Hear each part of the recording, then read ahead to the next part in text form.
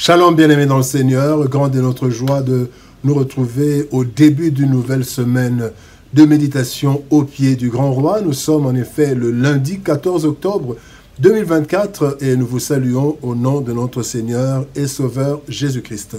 Pour notre première méditation de la semaine, nous allons lire un texte dans le livre d'Ésaïe. Ésaïe chapitre 6 verset 8 et nous allons lire ce verset dans la version Louis II. Voici ce que déclarent les Écritures. J'entendis la voix du Seigneur disant, « Qui enverrai-je? Et qui marchera pour nous? » Je répondis, « Me voici, envoie-moi. » Besoin divin. Besoin divin, tel est le thème de notre méditation de ce lundi 14 octobre 2024. Bien-aimés dans le Seigneur, il est parfois difficile de concevoir le fait que Dieu a aussi certains besoins. Donc, en fait, manque de quelque chose de nécessaire. En effet, tout est à Dieu, qui est le créateur de toutes choses et qui peut tout puisqu'il se suffit à lui-même. Cependant, souverainement, Dieu a décidé d'associer l'homme pratiquement dans tout ce qu'il fait à partir de la création de l'homme. Ainsi, il est écrit dans Genèse chapitre 2, verset 5, « Lorsque l'Éternel Dieu fit une terre et des cieux, aucun arbuste des champs n'était encore sur la terre et aucune herbe des champs ne germait encore. » Pourquoi? Car l'Éternel Dieu n'avait pas fait pleuvoir sur la terre et il n'y avait point d'homme pour cultiver le sol. Donc Dieu a décidé de tout faire avec l'homme comme associé. Le texte de ce jour nous révèle un des besoins de Dieu. Qui enverrai-je et qui marchera pour nous? Dieu avait donc besoin d'un homme ou d'une femme qui se mettrait à son service pour être envoyé et marcher pour lui, pour l'Éternel.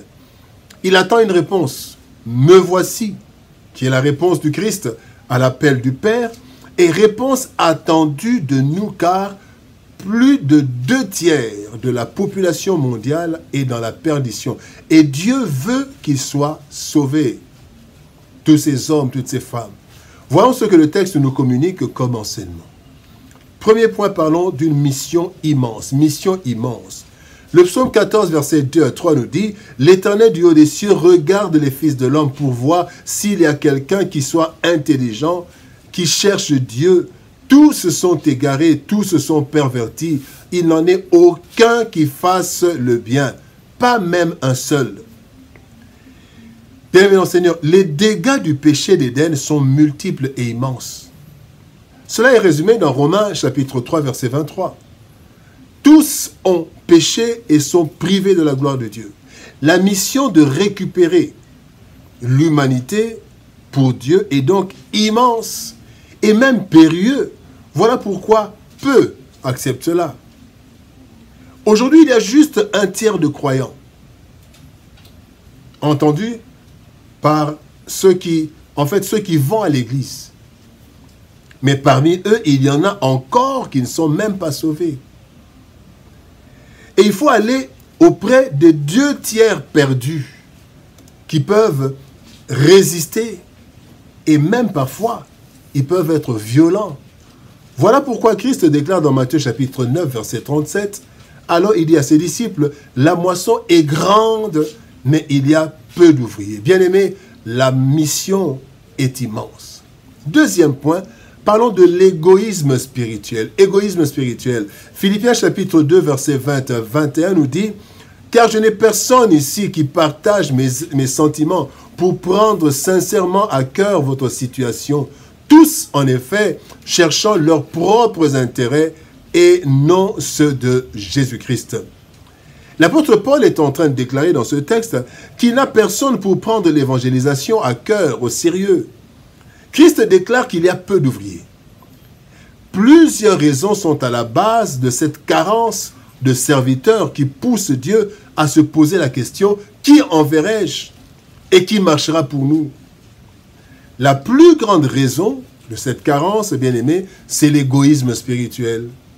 En fait, plusieurs d'entre nous suivent le Seigneur par intérêt personnel, ainsi que nous avons le cas dans Jean chapitre 6, verset 26. Des personnes sont venues rechercher Jésus.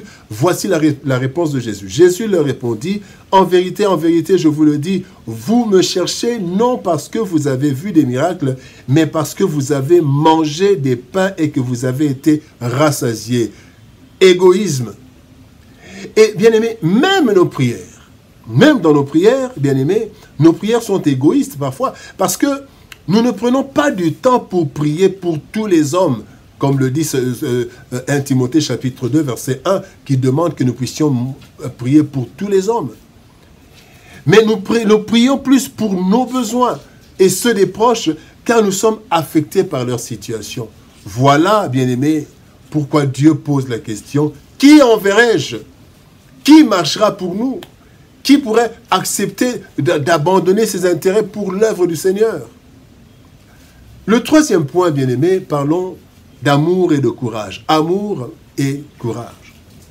Jean chapitre 3, verset 16, la Bible dit « Car Dieu a tant aimé le monde, qu'il a donné son Fils unique, afin que quiconque croit en lui ne périsse point, mais qu'il ait la vie éternelle. » Le texte du jour, bien-aimé, nous dévoile la réponse du Christ à la question de son Père.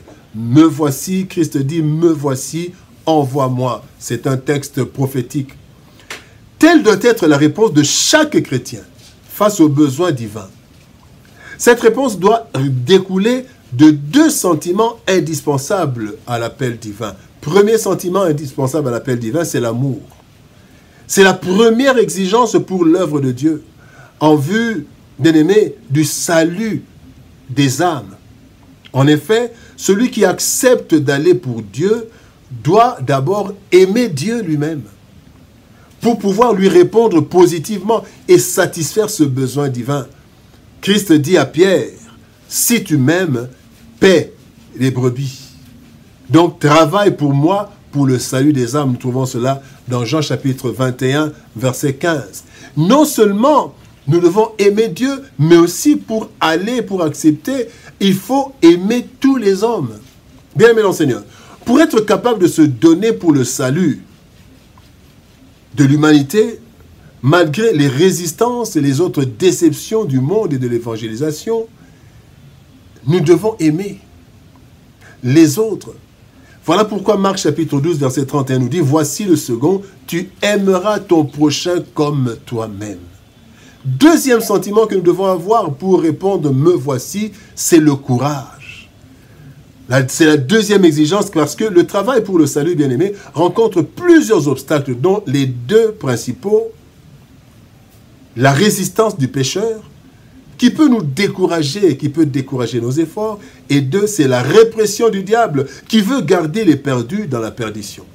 Me voici, envoie-moi, et donc une réponse de responsabilité, mais aussi de foi, car nous ne ferons pas le travail seul, mais avec l'appui du Christ par l'action du Saint-Esprit. Matthieu 28, 20 me dit, « Je suis avec vous tous les jours jusqu'à la fin », c'est Christ. Et Acte 1, 8, toujours Christ dit, « Vous recevrez une puissance, le Saint-Esprit survenant sur vous. » Bien-aimé dans le Seigneur, Dieu se suffit à lui-même. Mais il a décidé de faire participer l'homme à la gestion de la terre et même au salut de l'humanité. Pour cela, il cherche des hommes et des femmes qui répondent « Me voici » à son besoin divin qu'il exprime par la question « Qui enverrai-je » et qui marchera pour nous. Cette réponse, bien-aimée, exprime l'amour envers Dieu et l'humanité, mais aussi le courage d'œuvrer contre les résistances humaines et les attaques diaboliques. Rassurons-nous, bien-aimés, nous ne ferons pas le travail seul, mais avec Christ par la puissance du Saint-Esprit. Alors chacun est appelé à répondre aux besoins divins par « Me voici, envoie-moi ». Prions. Père de gloire, nous te bénissons et te rendons grâce. Toi qui cherches un homme, une femme, tu te poses la question « Qui enverrai-je » Parce que nous, Seigneur de gloire, nous sommes parfois dans l'égoïsme, où nous prions pour que nous puissions avoir, nous prions pour que nous puissions entrer au ciel, au paradis, et c'est tout. Aide-nous, Seigneur. Aide-nous à être de ceux qui répondent à ta question, « Me voici, envoie-moi ». Donne-nous l'amour pour toi et pour les hommes. Donne-nous le courage afin que nous ne nous fatiguions pas, mais que nous allions jusqu'au bout dans ton œuvre. Bénis ta parole, bénis ton peuple, au nom de Jésus-Christ, nous avons ainsi prié, Père. Amen. Bien-aimés dans le Seigneur, que Dieu nous bénisse. Shalom, au revoir et par la grâce de Dieu, nous nous retrouvons demain pour une autre méditation auprès du Grand Roi. Bon début de semaine et par la grâce de Dieu, à demain.